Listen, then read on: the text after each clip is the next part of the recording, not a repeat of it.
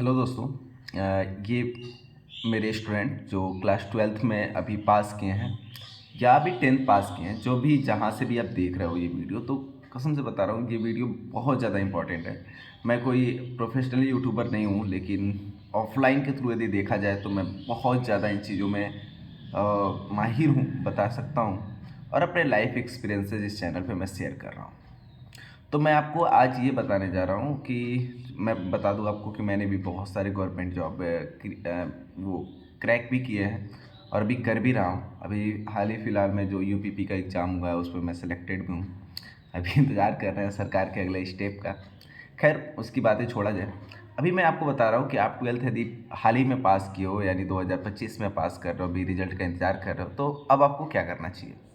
खैर, सभी बच्चे ट्वेल्थ पास करने के बाद कहीं ना कहीं एग्ज़ाम देने के बाद अभी रिलैक्स फील कर रहे होंगे, क्योंकि एग्ज़ाम का बहुत ज़्यादा स्ट्रेस होता है, खासकर साइंस साइड वालों के लिए।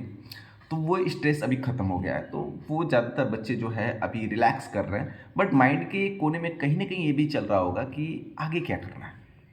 बीए में एडमिशन लूँ, बीएससी कर लूँ, बीकॉम कर लूँ, या बायोलॉजी वाले बच्चे कहीं ना कहीं कोई सलाह दे रहा होगा कि उसे जीएनएम कर लेना चाहिए, एएनएम करना चाहिए, डी फार्मा कर लेना चाहिए, नीट की प्रिपरेशन करना चाहिए। ऐसे ही मैथ वाले बच्चे, ऐसे बहुत सारे मतलब चल रहा होगा माइंड में कि ये कर लो, वो कर लो, वो कर लो। कुछ लोग बता रहे हैं पॉलिटेक्निक कर लो, कोई कह रहा होगा कि आईटीआई कर लो, टेक्निकल डिग्री ले लो, मतलब बधेरे बहुत सारी चीज़ें हैं।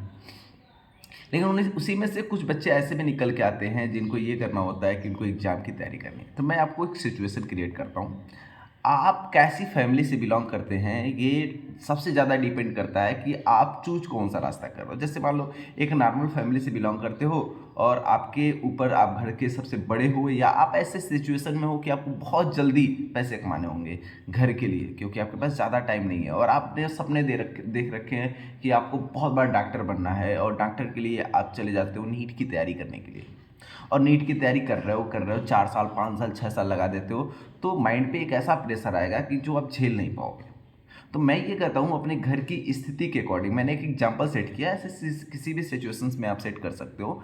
मैं कह रहा हूँ किसी भी स्थिति में आप हो, तो पहले इस चीज़ की एनालिसिस करो सबसे पहले कि आपके घर की फाइनेंशियल स्थिति क्या है, कि वो कहाँ तक पढ़ा सकते हैं आपको, कितने टाइम तक आपके पास समय है, मतलब कितने साल तक, आज से 2 साल 3 साल 4 साल 5 साल, कितने साल तक पढ़ सकते हो, ये ज़्यादा ज़रूरी है। उसके बाद आप अपनी स्थिति, यानी किस सब्जेक्ट में आप माहिर हो, कौन सा सब्जेक्ट आपको इंटरेस्टिंग लगता है, कितने घंटे रोजाना पढ़ सकते हो, आपके पास क्या क्या सुविधाएं हैं, ये सारी चीज़ों का एक लिस्ट बनाओ। जैसे बहुत सारे बच्चों को आपने देखा होगा कि हमारे पास टाइम नहीं मिला, मैं पढ़ ही रहा था, तब तक मम्मी का तबीयत खराब हो गया, घर पे पैसे की ज़रूरत पड़ने लगी और मैंने पढ़ाई छोड़ दिया। तो कहीं ना कहीं वो टारगेट अपना जो डिक्लेयर किए थे खुद से कि हमें ये करना है, और वो करते ही जा रहे थे, और तब तक पता चला कि आधे टाइम में जाते जाते उनकी लाइफ को एक्सपायर कर गई। मतलब जो टारगेट था वो सब ध्वस्त हो गया, और वो दिल्ली बम्बई पंजाब जाके कमाना शुरू कर दी। चाहे बॉयज़ हो या गर्ल्स हो, सबके लिए एक ही चीज़ है कि उनके पास कितना टाइम है, कितने टाइम में उनको सक्सेस हासिल करना है। ये सारी चीज़ें अच्छे से उन्हें बना लेना चाहिए, चाहे जो भी। अब कुछ बच्चे जिनको शॉर्ट टर्म में 2 साल 3 साल के अंदर जॉब चाहिए, वो भी गवर्नमेंट वाली, तो मेरा बताया हुआ जो सटीक रास्ता उसको पकड़ के जाना, मैं 101% आपकी गारंटी लेता हूँ कि आप 2 से 3 साल जाते जाते, मैं नहीं कहूँगा 1 साल के अंदर आप जॉब क्रैक कर लोगे, जो कि आज की प्रतिस्पर्धा की इस सिचुएशंस में, इस कंपटीशन की स्थिति में आप ये सोचो कि 1 साल के अंदर अंदर जॉब क्रिएट कर, मतलब क्रैक कर लेना है, तो ये बहुत ही ज़्यादा हाइपर क्रिएट करने वाली बात हो गई कि मतलब शायद कुछ बच्चे कर लेते हैं। ऐसा नहीं है कि इम्पॉसिबल है, लेकिन काफ़ी ज़्यादा ये टफ है। लेकिन मैं जो रास्ता बता रहा हूँ उसको रास्ते को पकड़ के चलो। आप ट्वेल्थ पास किए हो किसी भी स्ट्रीम से, आर्ट्स एंड साइंस साइड, आप उसे पकड़ के चलो। यकीन मानो आप घर पे रहते हुए बिना किसी पैसे को खर्च किए बड़े आसानी से आप 2 से 3 साल के अंदर अंदर जॉब क्रिएट कर पाओगे अपने लिए। जॉब, गवर्नमेंट जॉब आपके हाथ में होगी, आपकी मुट्ठी में होगी। मैं बताता हूँ कैसे, सुनिए ज़रा ध्यान से। फर्स्ट ऑफ ऑल आपको पहले ये देखना है कि आपने सब्जेक्ट कौन सा स्ट्रांग है, कौन सा वीक है। आपको इंटर पढ़ने के बाद यानी रिजल्ट जैसे ही आता है आप बीए में एडमिशन लो, ना कि बीएससी में।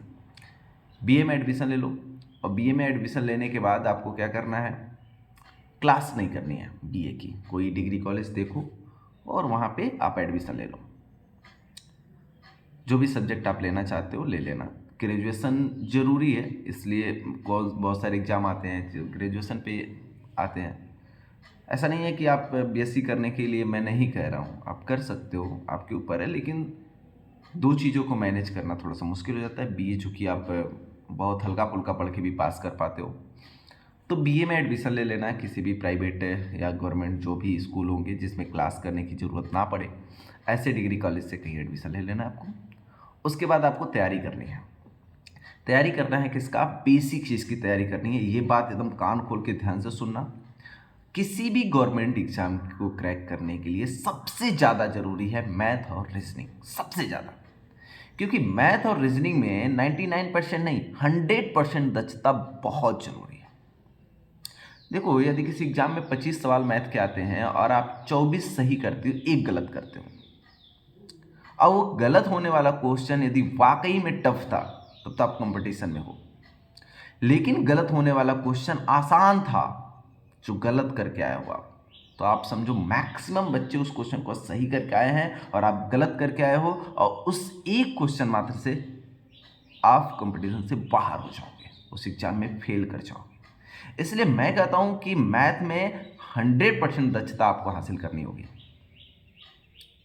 ठीक है, 100% चाहिए, नहीं 100 है तो 99 तो चाहिए ही चाहिए। दूसरा आता है रीजनिंग, उसमें भी 100% दक्षता चाहिए। यानी इन दो सब्जेक्ट में यानी मैथ में और रीजनिंग में आपको 100% दक्षता चाहिए, और ये एक दिन में नहीं होगा, इसके लिए आपको टाइम देना पड़ेगा। तो फर्स्ट ऑफ ऑल आपको आज से तैयारी स्टार्ट करनी है। बहुत सारे टीचर्स हैं, उस टीचर को आप यूट्यूब पे जो भी आपको अच्छे लगे उस टीचर का आप पैड कोर्स लेना। पैड कोर्स लेना 1000 रुपये के आसपास में पैड कोर्स 1 साल का आ जाएगा, बढ़िया टीचर का, एसएससी का। ये नहीं कि आपको यूपीपी का लेना है, जीडी का लेना है, ऐसे ना ना ना ना, आप फाउंडेशन कोर्स लो। जैसे मैं रिकमेंडेड करूँ कि आप गगन सर का ले सकते हो, इवन कोचिंग सेंटर के भूतेश सर जिससे मैंने पढ़ा है, काफ़ी बेहतर टीचर हैं।